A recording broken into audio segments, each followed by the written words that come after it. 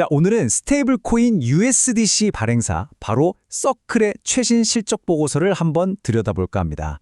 단순히 숫자만 보는 게 아니라 이 숫자들이 과연 미래의 돈에 대해 무엇을 말해주고 있는지 그 속을 깊이 파헤쳐 보겠습니다. 이런 질문으로 한번 시작해 볼까요? 만약에 미국 달러가 인터넷 속도로 움직인다면요. 이게 바로 서클이라는 회사가 풀려고 하는 핵심 문제입니다. 국경을 넘어서 돈을 보내는 게 마치 이메일 보내는 것처럼 즉각적으로 그리고 거의 공짜로 이루어지는 세상. 한번 상상해 보세요. 보이시죠? 3억 3,480만 달러. 이게 바로 서클의 2025년 3분기 총수익입니다. 여기서 중요한 건 이게 단순히 물건 팔아서 번 돈이 아니라는 거예요. USDC를 뒷받침하는 중비금을 운용해서 얻은 이자 수익까지 다 포함된 숫자거든요. 그만큼 서클의 생태계가 아주 건강하게 돌아가고 있다는 증거라고 할 수 있겠죠. 그런데 진짜 놀라운 거는 바로 이겁니다. 순이익이요. 모든 비용을 다 빼고 순수하게 남은 이익이 무려 2억 1,440만 달러에 달합니다. 이건 회사가 그냥 덩치만 키우는 게 아니라 아주 알짜배기로 수익성 높은 사업을 하고 있다는 아주 강력한 신호입니다. 자, 그리고 이 숫자 731억 달러. 이게 대체 뭐냐면요. 바로 서클의 핵심 상품인 스테이블 코인 USDC의 시가총액입니다. 2025년 9월 기준으로요. 우리 돈으로 환산하면 거의 100조 원에 가까운 어마어마한 돈이죠. 이 디지털 달러가 이미 전 세계 금융 시스템에서 얼마나 중요한 역할을 하고 있는지 딱 보여주는 숫자입니다. 이 표를 한번 보세요. 정말 드라마틱하지 않나요? 불과 한 분기 전인 2분기에는 엄청난 손실을 기록했는데 단 3개월 만에 이렇게 극적인 흑자 전환에 성공했습니다. 도대체 무엇이 이런 엄청난 반전을 만들어낸 걸까요? 지금부터 그 성장 동력의 비밀을 하나씩 파헤쳐 보겠습니다.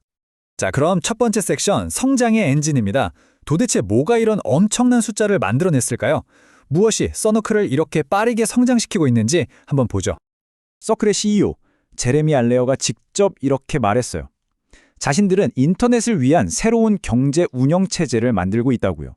그러니까 단순히 암호화폐 하나를 만드는 회사가 아니라 인터넷이라는 세상 위에서 돌아가는 새로운 경제 시스템의 기반을 만들고 있다는 거죠. 정말 야심찬 비전입니다. 그리고 이게 그냥 말로만 끝나는 게 아니라는 걸 이 파트너십 목록이 보여줍니다. 한번 보세요. 우리가 아는 신용카드 회사 비자, 독일의 증권거래소 그룹 같은 쟁쟁한 전통금융회사들 이름이 보이죠? 이런 곳들과 손을 잡았다는 건 USDC가 더 이상 단순한 암호화폐가 아니라 실제 결제와 금융거래에서 믿고 쓸 수 있는 자산으로 인정받고 있다는 강력한 증거입니다. 특히 이 USYC라는 상품, 이거 정말 주목해 볼 만합니다. 기관 투자자들이 이자 수익을 주는 디지털 자산을 얼마나 간절히 원하고 있는지를 보여주는 완벽한 사례거든요. 단 몇 달 만에 200% 넘게 성장해서 10억 달러, 우리 돈으로 1조 원이 넘는 규모로 커졌다는 건 시장의 수요가 그야말로 폭발적이라는 뜻이죠. 좋습니다. 그럼 두 번째 섹션으로 넘어가 보죠. 돈의 미래를 건설하다. 서클이 그리는 구체적인 미래는 과연 어떤 모습일까요?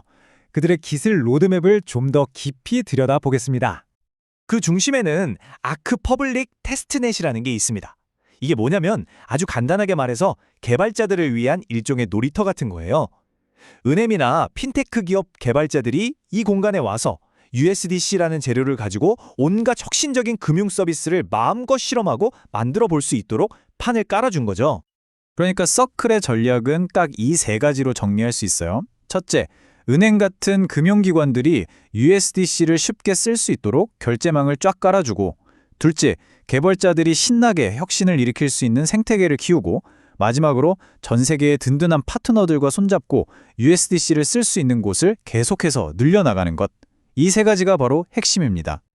자, 그런데요. 이렇게 장밋빛 이야기만 있는 건 아닙니다.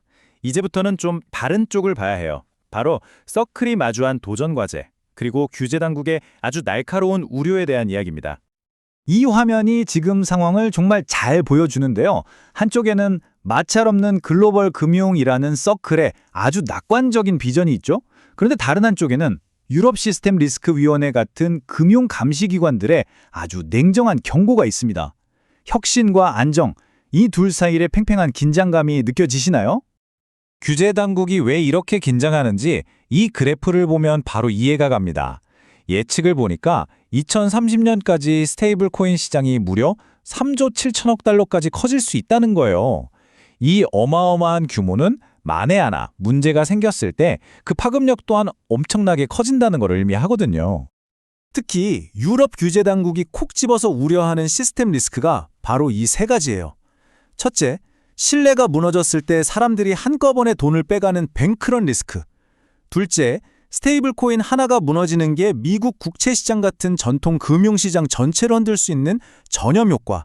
그리고 마지막으로 여러 나라에서 동시에 발행될 때 생기는 복잡한 문제인 다중 발행자 취약성입니다. 자, 그럼 네 번째 섹션으로 넘어가서 세계 경제의 두 축이죠. 유럽과 미국이 이 스테이블 코인 규제를 두고 어떻게 다른 길을 가고 있는지 한번 들여다보겠습니다. 말 그대로 규제 대결이 펼쳐지고 있거든요. 여기서 유럽과 미국의 접근 방식이 확 갈립니다. 유럽은 미카라고 부르는 아주 촘참한 규제안을 만들어서 안정성과 금융위기 방지를 최우선으로 하고 있어요. 반면에 미국은 지니어스 법안 같은 움직임을 통해서 이 산업의 주도권을 꽉 잡고 혁신을 더 밀어주려는 모술이죠. 안정과 성장, 두 거대 경제권에 서로 다른 우선순위가 미래금융의 규칙을 어떻게 만들어갈지 정말 흥미로운 지점입니다. 규제 당국의 가장 골치 아파하는 리스크 중 하나가 바로 이 다중 발행자 리스크라는 건데요. 말이 좀 어렵죠? 예를 들어 설명해 드릴게요. USDC가 미국 법인과 유럽 법인 두 곳에서 각각 발행된다고 해보죠.